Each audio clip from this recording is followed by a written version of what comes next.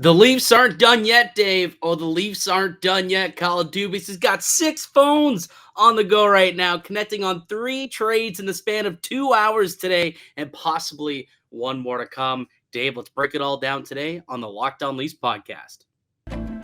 You're Locked On Maple Leafs, your daily podcast on the Toronto Maple Leafs. Part of the Locked On Podcast Network, your team every day.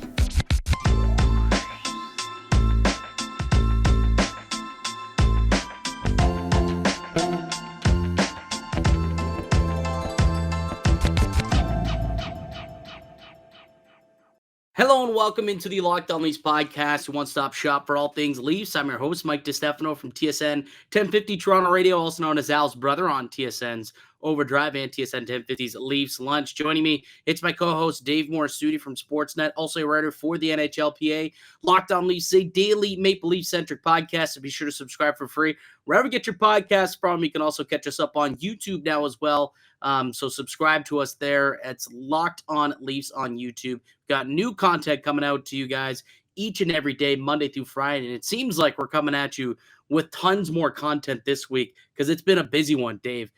This episode, by the way, is brought to you by the FanDuel Sportsbook, the official sportsbook partner of the Locked On Network. Make every moment more. Visit FanDuel.com/LockedOn today to get started. Dude, we thought that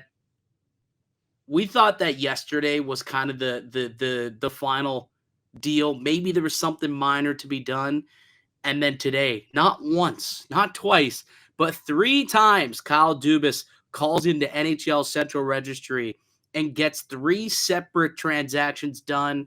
All in all, the Maple Leafs have acquired Luke Schenn, Erik Gustafsson, and a first-round pick, Boston's first-round pick this year. And out the door goes Rasmus Sandin, Pierre Engvall, and then an additional third-round pick as well.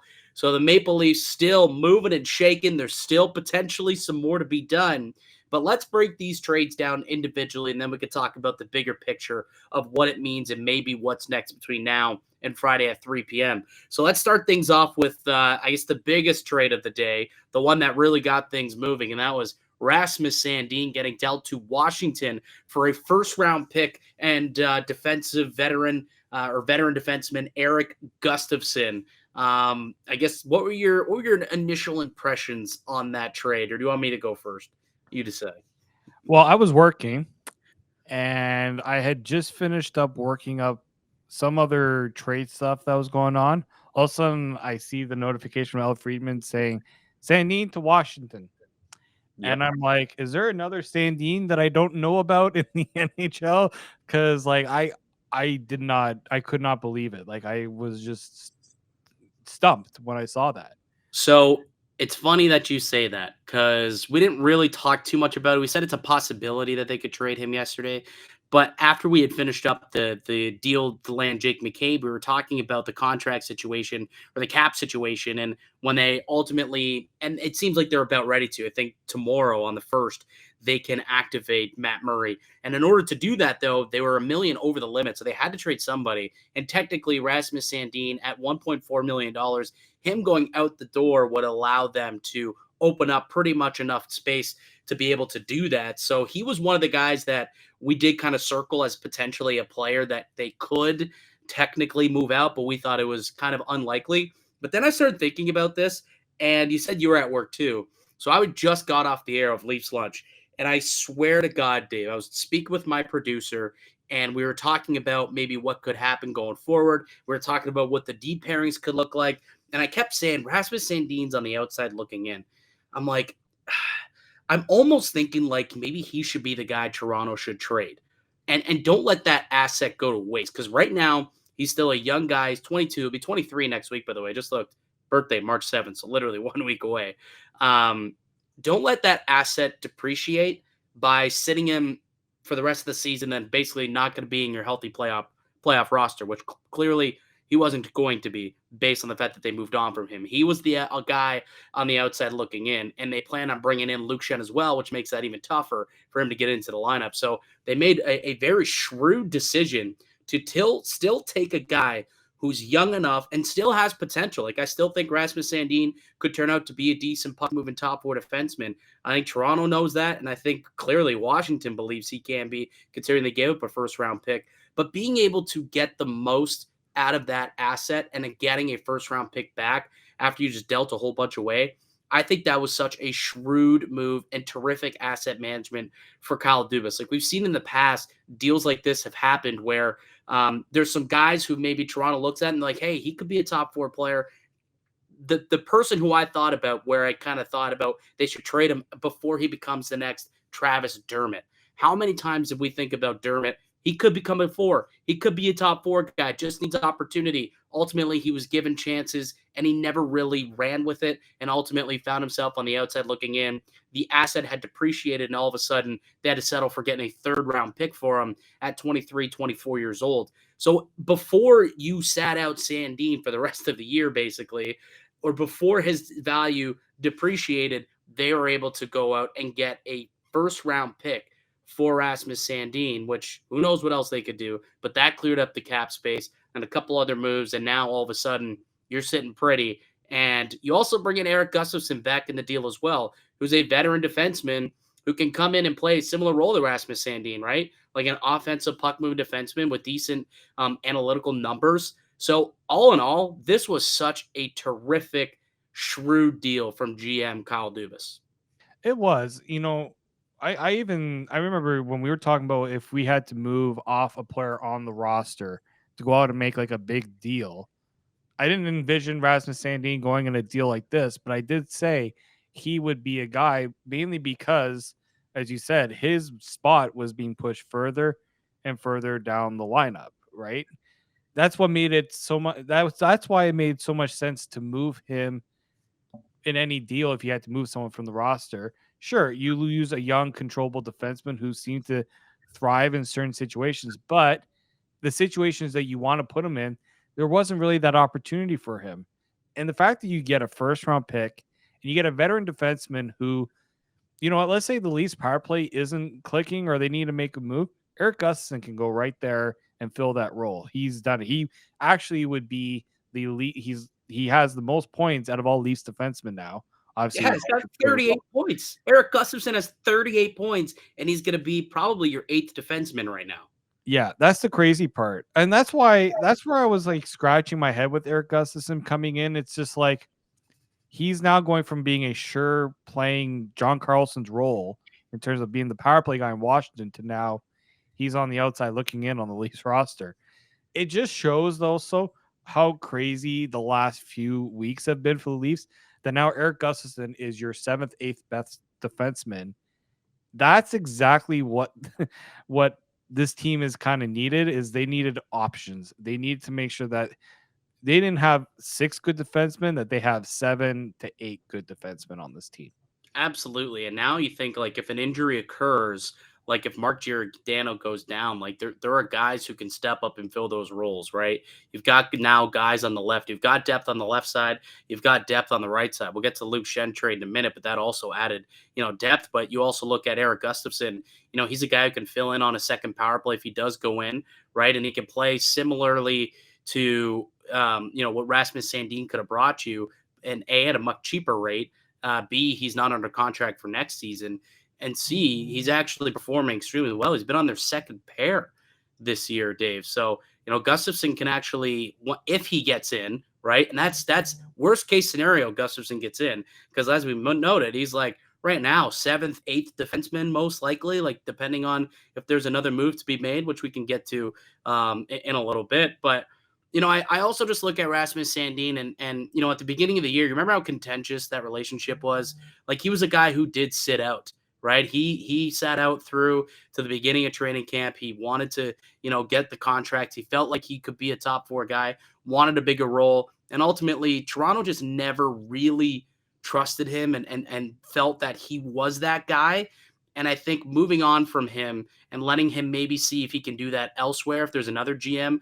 And clearly you look at, out in Washington, if you get a first round pick for a 23-year-old defenseman, you have to believe that he can turn into a top 4 guy, right? Or else you're probably not making that bet. But the Leafs just didn't see it. And ultimately, if they thought to themselves, hey, if we're concerned about this guy in the playoffs, and you look at the games that he played against those top tier teams, the Rangers, the Bostons of the world, he kind of got outmanned. And he was somebody who they definitely felt like they didn't feel 100% convinced that he was playoff caliber. And if that's the case, move on from him and get that first round pick. Terrific, terrific trade.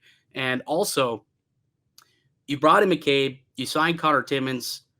Like, he's no longer really a necessary piece of the future either. Like, remember coming into the year, we're thinking about looking at Sandeen. It's like, well, Muzzin's not getting any younger. Giordano's not getting any younger. I mean, that's true, but now all of a sudden you've had Liljegren elevate his game. They've got Timmins signed for a couple more years, and now they've brought in Jake McCabe at $2 million, and he can fill that top four role. All of a sudden, you look at all that, and now you think about, okay, he doesn't play a playoff-style game. Sandeen's expendable, and you got a first-round pick for an expendable piece. Great trade. I know I've said this a bunch of times, but, this was a terrific, shrewd deal from Kyle Dubas. I still can't believe that it actually happened that way. Yeah, and you're surprised also that, the first, I mean, obviously people say, oh, it's Boston's first round pick. So it's basically a second round pick. This is a good draft. And, Kyle Dubas, actually, we don't know if that first round pick is going to stick around. There's, that's still a possibility to move. But if they do keep the pick, now all those draft picks that you trade away, you can take that first round pick. And if a team wants to move forward in the draft, you can give Crew a couple more picks. All of a sudden, that depletion of picks looks a little bit different now. So I like that it gives them options. Like, you don't like to see a young defenseman get traded away, but I don't think the Leafs are going to live to regret trading Rasmus Sandin going forward. I just don't. Yeah, completely agree with you. All right. Well, Rasmus Sandin was just the tip of the iceberg. 2 more deals followed after that. Luke Schenn is a Toronto Maple Leaf once again. And my guy, Pierre Engvall, is gone. We'll break down those deals also on the other side. But which one we got first, by the way? Is it you? You got the first ad read of the day. So why don't you hit it from our good friends at Indeed. Yep. No matter how the last game went, anytime you take the field, you got a shot at greatness. Give your team the best shot at winning by recruiting more MVPs with Indeed. Maybe that's where Kyle Dubas did all these trade ideas. He went on Indeed and looked at how he could make his team a championship team. If you're hiring, you need Indeed, because Indeed is the hiring partner where you can attract, interview, and hire all in one place. And Indeed is the only job site where you're guaranteed to find quality applications that meet your must-have requirements, or else you don't pay. Instead of spending hours on multiple job sites hoping to find candidates with the right skills, you need one powerful hiring partner that can help you do it all. Indeed partners with you every step of the hiring process. Find great talent through time-saving tools like Indeed Instant Match assessments and virtual interviews. With Instant Match, as soon as you sponsor a post, you get a short list of quality candidates with resumes on Indeed that match your job description. You can invite them to apply right away. Plus, you only pay for quality applications that meet your must-have requirements. And obviously, one of the things, if you're someone who is looking to add people on Indeed, Indeed makes it easy to hire great talent. According to ComScore, Indeed is the #1 job site worldwide. And Indeed delivers 4 times more hires than any other job site combined, according to Talent Nest. This was back in 2019. Join more than 3 million businesses worldwide that use Indeed to hire great talent. Start hiring right now with a $75 sponsored job credit to upgrade your job post at Indeed.com/locked-on. Offer valid through March 31st. Go to Indeed.com/locked-on to claim your $75 credit before March 1st. Again, that is Indeed.com/locked-on. Terms and conditions apply. You need to hire. You need Indeed. Welcome back into the Locked On Leafs podcast. It's Mike DiStefano and Dave Morassutti. A busy day in Leafland once again. We thought that yesterday's trades were exciting. Kyle Dubas had a nice little matinee follow-up the next day. 3 deals in the span of 2 hours. We just broke down Rasmus Sandin. Now let's break down Luke Schenn, someone who we're definitely familiar with, right? He was drafted to the Maple Leafs back in the 2008 draft, I want to say. Yeah, that sounds about right. 2008 draft, maybe 2007, one of those two. Either way, he was a first round pick of the Maple Leafs in the late 2000s. And, I think like I saw a couple people tweeting and say, if Shen wasn't good enough before, why is he good enough now? And I do want to say to those who question whether or not, Luke Schenn can be, an impactful player for this team. Luke Schenn, his first go around, I think, was considered to be like they were trying to make him into a top pair defenseman, like a top pair shutdown D man, and he was miscast early in his career, and that's just not what he was. It's not what he became. But coming back as like the sixth, seventh defenseman on this team, I think he can definitely play that role. He's been playing that role for a couple of years now. Went and won a couple of Stanley Cups coming into that lineup in the Stanley Cup playoffs for the Tampa Bay Lightning. He brings experience. He's the NHL's hit leader, and they gave up a third-round pick to do it, Dave. I mean, your thoughts when you heard that Luke Schenn was coming back to Toronto?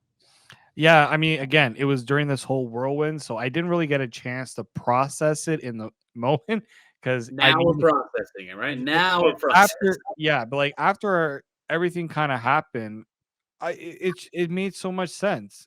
This is someone that wants to continue to be a part of a winning culture. Yeah, he went to Vancouver, but that's because he liked what Vancouver's like when he was there. He saw that opportunity, and look, if Vancouver wasn't going to be good, they could flip him at the deadline to a contender. And I know that when we were discussing Luke Schenn, we were kind of bullish on the idea of adding him as a top 4 guy on this team. Well, guess what? Situation has changed. He's not coming in as a top 4 guy on this team. He's going to come in likely as a bottom. Oh, uh-oh. I don't know if he's 100% not going to be in the top 4. I don't know about that, Dave. Wow. I don't know about that. Not that he is a top 4 guy, but I think he could slide in like, I don't know. I don't want to cut you off here while you're talking about the trade, but like for me, I'm looking at Luke Schenn. I thought he played pretty well when he was in Vancouver alongside Quinn Hughes. He helped, I don't want to say elevate Quinn Hughes' game, but you think about the way that Quinn Hughes plays. Who's a defenseman in Toronto that we're still searching for a partner that plays a similar riverboat gambling type offensive defenseman style like Quinn Hughes? Can you think of one?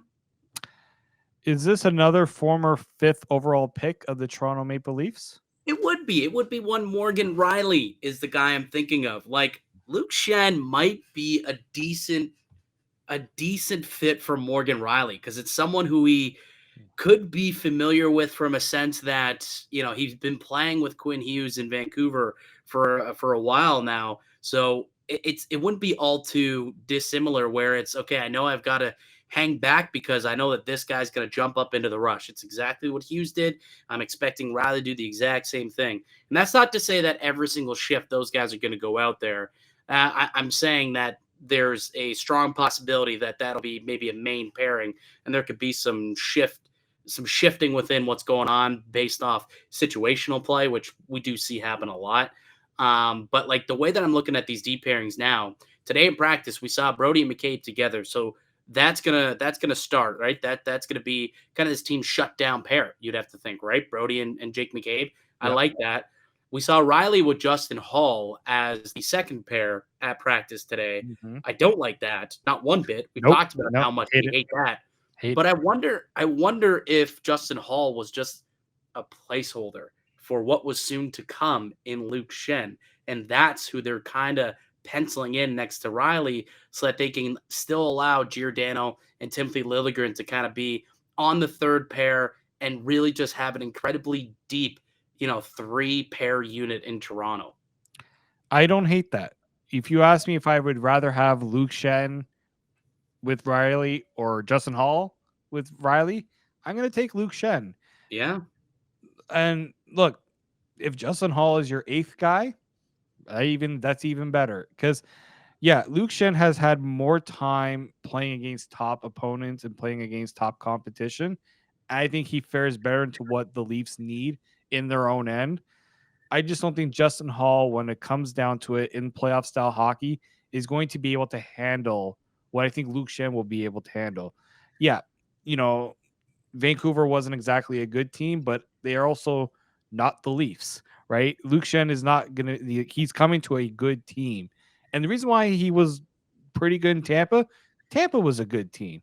So I don't like to kind of compare like situations like that, because I do think when you put a player in a position to succeed, they can excel. And Luke Schenn will know exactly what his role is. If he's the Morgan Rielly guy, he'll know, just let Morgan Rielly do what he needs to do with the puck, get the puck to Mo, let him do that work. Treat it just like Quinn Hughes. Yeah, exactly. And then, like, once you get into a game where you're trying to nurse a lead in the third period, you're up by 2 and you're playing Tampa, and you want to shorten your bench, okay, flip around your D pairings. Now, all of a sudden, what do? Put McCabe with Rielly, put Gio with Brody, and then you kind of sit Lily and Shen. And then all of a sudden, you feel pretty good about those 4 guys. And by having Gio on your third pair, you can kind of rest them up for 2 periods, and then come for the third, you might be a little more, rested up and able to perform at a more optimal level in the final 10 minutes, trying to shut things down. Like, I think when you also look at the amount of versatility that they have with McCabe and with Brody, both guys able to play to left and right, it really would give them a real opportunity to switch things around on the fly. And we know how much Sheldon Keefe likes to do it. His lineup is very fluid. So just because Rielly Shen start a game together, it doesn't necessarily mean that they're going to be going over the boards each and every time, right? Like, if it's an offensive possession, right, and they need a goal, maybe send Rielly and Liljegren out there for a shift in the offensive end, because those are 2 guys who you feel more strongly can provide you offense. Or maybe it's, McCabe, or I don't know, whoever you want to say, Gio and Brody, like whatever. I think Rielly Liljegren actually is probably the best example I could come up with for an offensive zone faceoff, to be honest. So I did good on the first one there. But you know what I mean? Where if it's defensively, maybe potentially you want to throw Shen out there, but you don't want Rielly out there defensively. Okay, Gio Shen, get out there, see what you can do, or Brody Shen, get out there, McCabe, Shen, whatever you want. There's a lot of flexibility within this lineup that you can use if you're Sheldon Keefe, not only from game to game, period to period, but dude, shift to shift. We see it happen all the time. So, but I think this is an incredibly deep pairings. Like, we haven't brought, like, Justin Hall right now is on the outside looking in, along with Gustafsson, or maybe Shen. Shen and Hall are very interchangeable. I will be curious to see kind of who they end up rolling with, but to me, they're somewhat interchangeable at this point. But that means that, like, Gustafsson's your 7, Timmins is your 8, Jordy Ben is your 9th defenseman. That's how deep this blue line is, Dave. It's really incredible, the depth that and that Kyle Dubas has been able to amass with this group. Yeah, no, it is. And I'm looking, and there's 9 defensemen here. Like, they're not going to keep. I'm wondering if they're going to keep all 9 defensemen. That's the other thing too.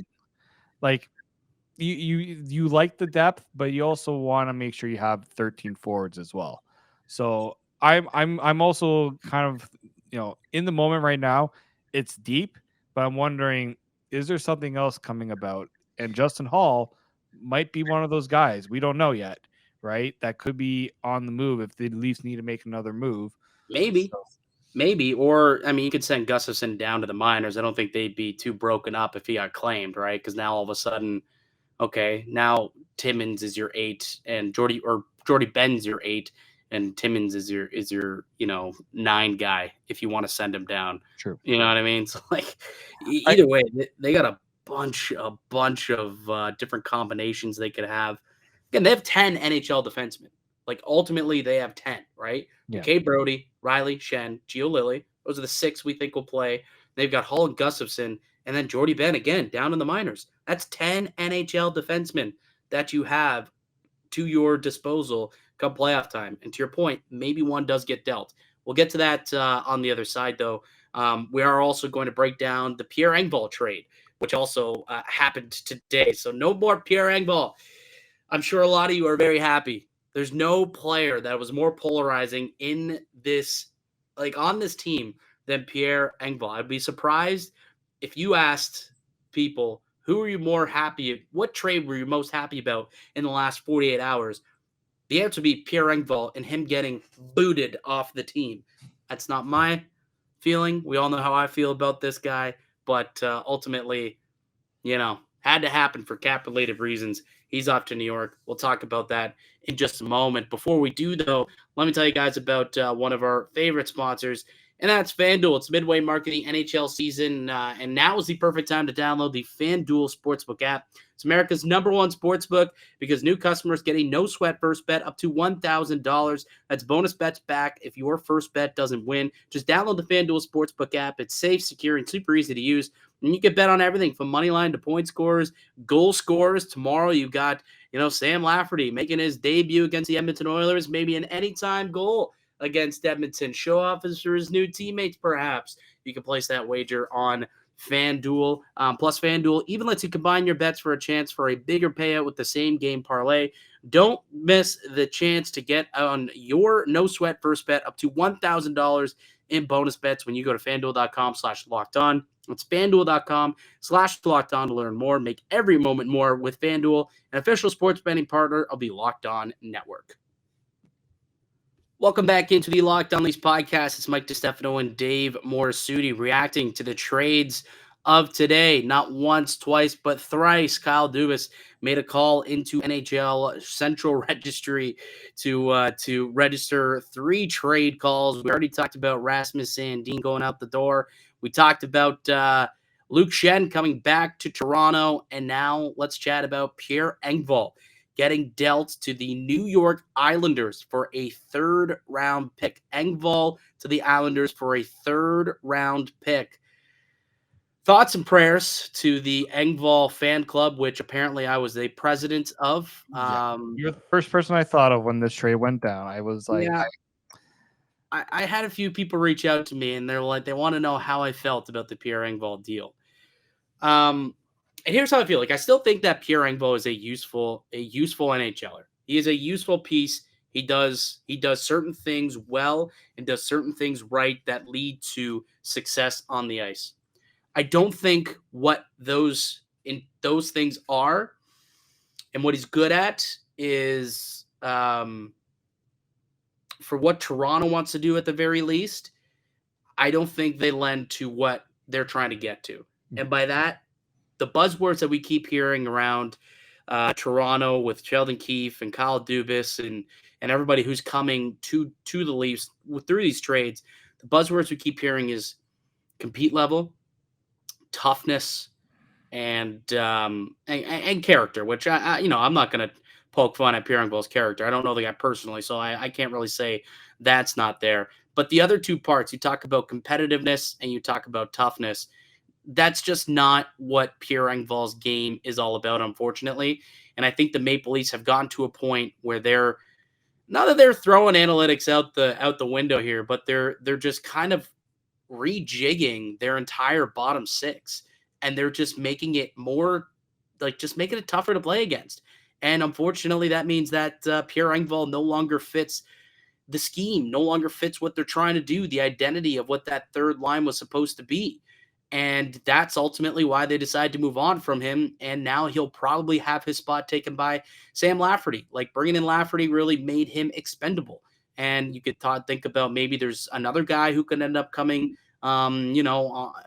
into the team at some point. I know Matthew Nyes expected to sign. So, like, that's another guy who would have had to compete for a roster spot. And when you got a guy like Pierre Engvall making 2.25 and you're, again, similar to Sandin, you look at him and you say, not sure he's a playoff performer, cut bait and move on. And that's exactly what he did.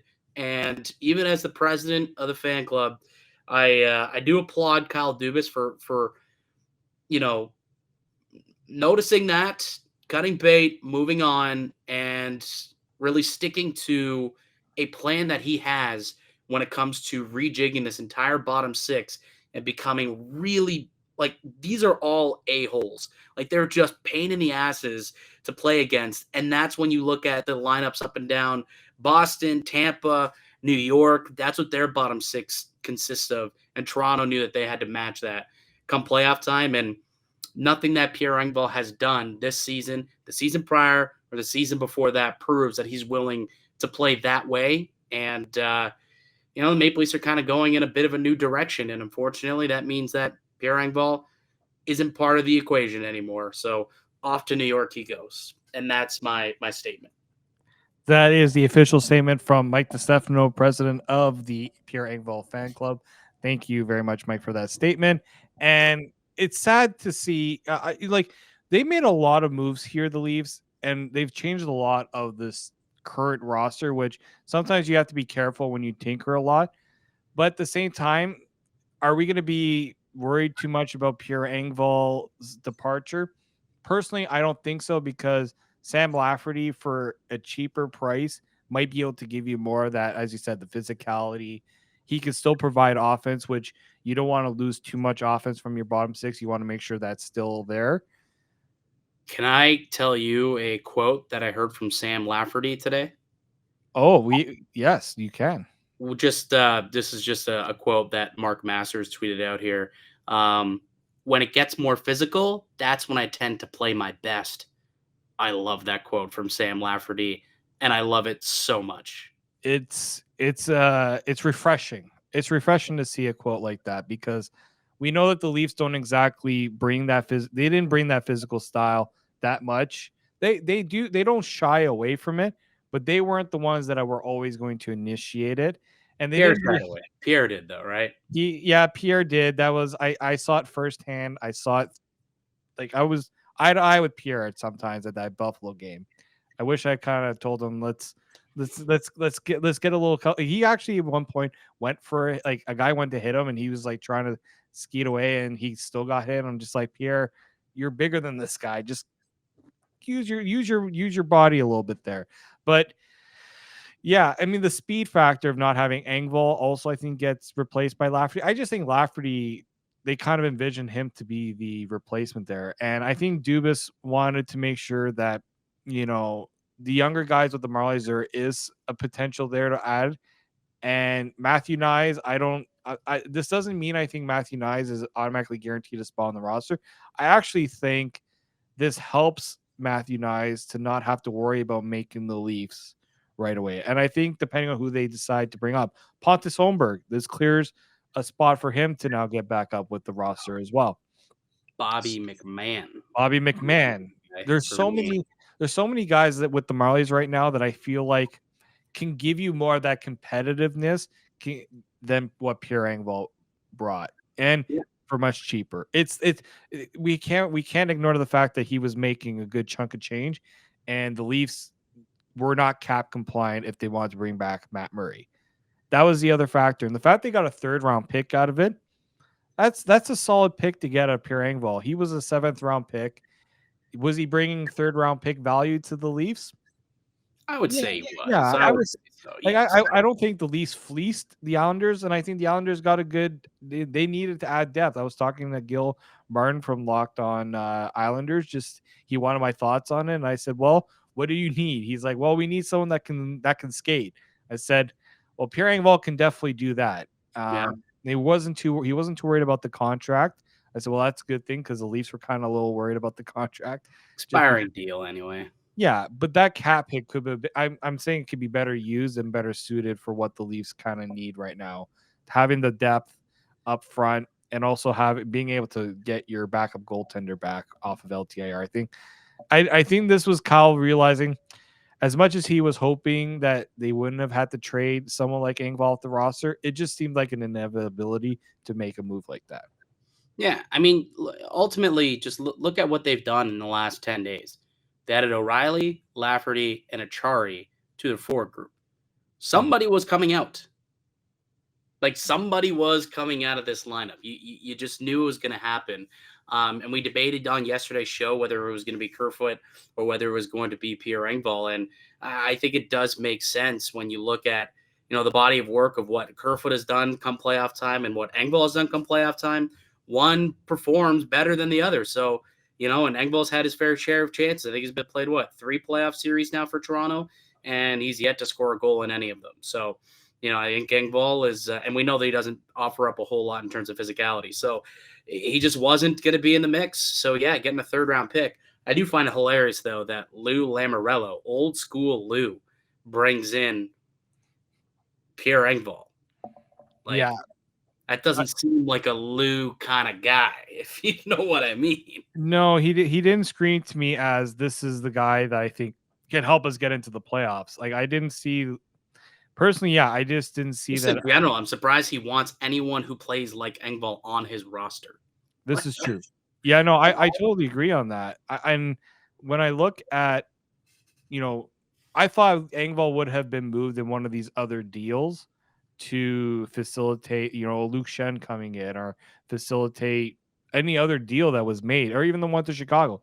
I think Kyle Dubas also kind of did Pierre a bit of a favor here and not trading him to one of those like Chicago or Vancouver's and giving Pierre a chance to at least be with the team that's going to contend. I don't think that was his full intention, but I think it's just a nice little added bonus. Sandeen's going to a good spot in Washington. Like he didn't totally just like do away and put these guys into like purgatory.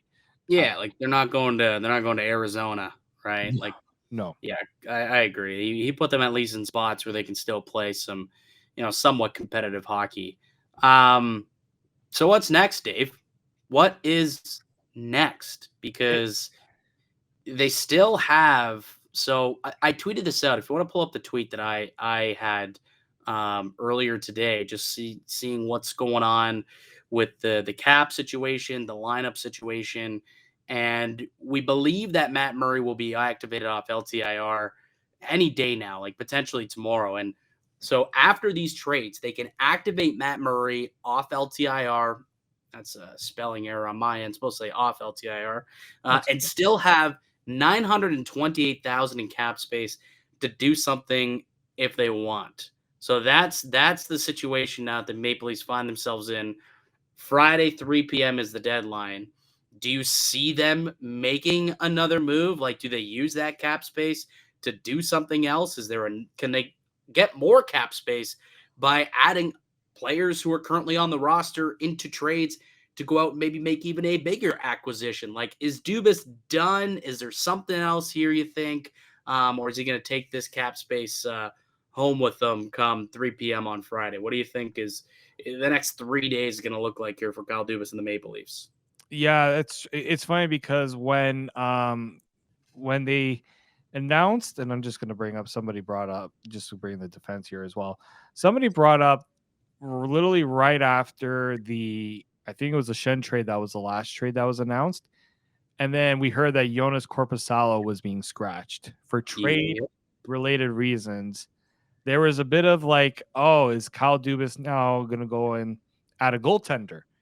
And if I'm going to add a goaltender, it would be Jonas Korpisalo. I don't know if you've watched Korpisalo. I know Columbus Blue Jackets stink, but I watched Korpisalo play, go up against Connor McDavid and Leon Draisaitl on the Oilers the other day. And he made like 20 saves in the third period to help the Columbus Blue Jackets beat the Edmonton Oilers. And play well against Toronto 2 weeks ago. Yeah, and the Leafs should have won that game like 7-0, and I think what was it, 2 or 3-0? 3, Joe Wool. Yeah, that was actually Samsonov got this. Oh no, Samsonov got that one. Never mind. And I'm thinking to myself, I'm like, if the Leafs were gonna go out and get a third goaltender, that would probably be the guy. I've seen what Korpisalo can do in the playoffs all too familiarly, and being really pissed off that you don't get the goaltending of Jonas Korpisalo in the playoffs. I don't know if you ever saw what he did against the Tampa Bay Lightning. Also, are you referring to the 5 overtime game? The only reason why it went to 5 overtimes was because of Korpisalo making like 6. It was like 93 saves or something like that. It was legitimately like 88 or 93 saves. It was insane, the amount of stops that dude had to make. Yeah, it was great. He made a record 85. He saved an NHL record 85 shots. So 85 shots, 85 saves? 85 saves. So he would have, and then it was what, like a 5-4 game or something? I kind of remember what the final score of that game was. What was the final of that game? Maybe if he saw 87 shots. I don't know. Anyways. 3-2 win for Tampa. So he faced 88 shots in that game. 88 shots. Stupid. Anyways, he would be an interesting ad for sure. So what you could do is, like, if you want to put one of those defensemen you're talking about, it doesn't even have to be Hall. It could be like Gustafsson. Put him along with, I don't know, whatever Like, what would that even cost to acquire? I don't even know what it would cost to get him. Like, you're not giving up your first round pick. Like, that Boston pick's not going the other way for Jonas Korpisalo. No. You don't really have any other picks, so you'd probably have to give up a prospect to get him. Like, that's the only thing. Like, I don't know. Like, would you be willing to give up a decent prospect to get Korpisalo? Like, would you give up a Roni Hirvonen? Would you give up? I don't know if you would, maybe Robertson, perhaps. No, I probably wouldn't. You look at prices right now. The problem is we haven't seen a goaltender move, and that it's tough to gauge what a goaltender will go for. Like, goaltenders generally don't go for a lot at the deadline. Those that do get moved. So I don't think it would cost a whole heck of a lot unless salary's retained. Couple thirds? Could a couple thirds get it done? They got some third-round picks. I think so. Like, you'd be doing Columbus a favor right now if you took Korpisalo off their hands because they want to lose. They don't want to win. This is like when Buffalo traded every goalie possible. Yeah. Basically it was like, oh, you're making saves for us. Sorry, you got to go. Yeah. I remember that year. And so that's where I think the Leafs, if they want to go and do that, they can. Would it be the right use of assets? I don't know. The Leafs have done it before. Like David Riddick, when they did that trade back in the bubble, that was a third-round pick that they traded to Calgary. So I think that would roughly be the price, in my opinion, for if they went and did that. Yeah, I think that's probably correct. Like a third and maybe like a B prospect. Like, I don't know. I don't even know why. A finished prospect that maybe is a little lower in the lineup than Topi Niemela and Hirvonen. Maybe even someone who could go and play on their roster. Like, would they maybe even want, like, maybe they want like a Pontus Holmberg or Alex Steves, SDA, like maybe one of those guys potentially. I think there's ways to get it done. I don't think it would be a difficult move. Yeah. Unless you got a bunch of teams that all of a sudden want Jonas Korpisalo and he becomes a hot commodity. Yeah, and the goalie market's been relatively quiet too, right? So you're right. It probably wouldn't cost you a whole lot. I don't know how many teams are screaming for a goaltender at this point in the year. So, maybe not. But I will say this, like if there is any level of doubt in your tandem, in Matt Murray or in Ilya Samsonov, if there's any level of doubt that those guys either might not perform or may not stay healthy, if you are Kyle Dubas and you have any sliver of doubt, and why wouldn't you with what's gone on with Matt Murray this season, I think you do have to make a move and bring in another goalie. Even if that means having 3 goalies on your roster. Like that's the other thing that people I think are forgetting is like it's possible to do that, right? Like the way that it works right now, you could technically make the trade for Korpisalo. Like if you trade a 3rd-round pick, Erik Gustafsson, and then whatever, pick any other prospect. But basically, let's just say Gustafsson's salary plus whatever it'll take for Korpisalo, you're under the cap. You have 3 goalies on your team once you activate Murray, but you're under the cap. And then you do have 3 goalies. Like that's just the way that you're going to play it from here on out, just to make sure that you have the depth at that position that you want. That is a possibility to do. Plus, you got all these new guys. It's not like you want to be taking dudes out of the lineup anyway. So, like, health aside, if guys get hurt, it's different. You can call people up. But I don't know how many forwards you want to be pulling out of the lineup as it sits. Like, you kind of have your 12 guys. A lot of them are brand new. You got to tinker and see what works. So, like, you're not pulling dudes out. You're just flipping them around. So, like, do you need a 13th forward? As long as everyone stays healthy, I don't think there's a single need to bring in another forward into the mix. Again, health aside. And then the blue line, you'll have Connor Timmins and I guess one of Hall or Shen in that case as your extra blue liners. And then you got your 3 goalies. Like that's a way that you could, beef it up and still have that goaltending depth and not be worried about it. I do want to say one thing before we leave though, because I've seen a lot of people like commenting on the tweet that I made. I'd imagine there's some people who are listening. I mean, if you're still listening 45 minutes into this, I suppose. Thank you. Thank you. Really appreciate that, by the way. That is amazing. You are an all-star if you're still listening this late into the pod. I put out the tweet saying, like, Leafs still have about $928K left. They want to do anything. I saw a lot of people saying that money's for Matthew Nyes, for Matthew Nyes. You can sign Matthew Nyes to that money, but it doesn't really matter because you still will have money because you would have to send someone down anyways, right? Like you still have to only have 23-man contracts. It's not like they only have this amount of money to give to somebody to pay. It's not like that's in their internal cap. That's just the cap space. So if they sign Matthew Nyes to, let's say, 928,000, okay, that's great. You've used up all of your cap space, but now you're one man over. And you got to send someone down anyways. And guess who's going to be? And then you're going to have cap space anyway. So yes, that cap space, it's not there for Matthew Nyes because you're going to have to send someone down anyways. So you'll still have cap space. What you may want to make sure is you have maybe like 200,000 or something, like just in case, because typically we see these guys sign deals, maybe 950K will be his ELC. So if you're sending down, let's just say Jack Aston Reese or who makes 800, Gustafsson makes 800,000. If you're sending him down, make sure you have 150 to 200K in play money so that if you do want to activate Matthew Nyes, now you're at the cap, right? So you do want to make sure you have a little bit of space for when you're sending guys down that you can add it in that though as well. But yeah, I wouldn't say that you need to worry about his cap dollars in the future. You can still spend, that 900K and sign Matthew Nyes and still be good to go. I would say if you're Toronto, so you could still make that trade. And you can bring in Korpisalo and also sign Matthew Nyes as well. Is basically what I'm getting at. So Matthew Nyes should not factor into whether or not they use up that cap space. Don't use it all, but you can use most of it. Is what I'm saying. Yeah. All right, buddy. Go ahead. No, I'm just saying that, don't get too preoccupied about Matthew Nyes right now because he is far from he could be very well be a part of the picture. He's not a main part of the picture. He's like, dude, where does he fit in this roster right now? He would be, it's tough to say because we haven't even seen him play a game in the NHL. We can't. Just even still, who are you taking out of the lineup for Matthew Nyes? Like you're looking at it right now, right? Bunting, Matthews, Marner, that's set. Yeah. Tavares, O'Reilly, Nylander. I mean, sure, whatever. But we'll say those players are not coming out. Top six there. Right. Yarncroc, Camp, and Lafferty. Any of those guys coming out? No. Zach Aston Reese, Achari, and Kerfoot. Are you 100% taking one of those guys out? Maybe 90%. Like maybe if you want to give Aston Reese a night off, you do that.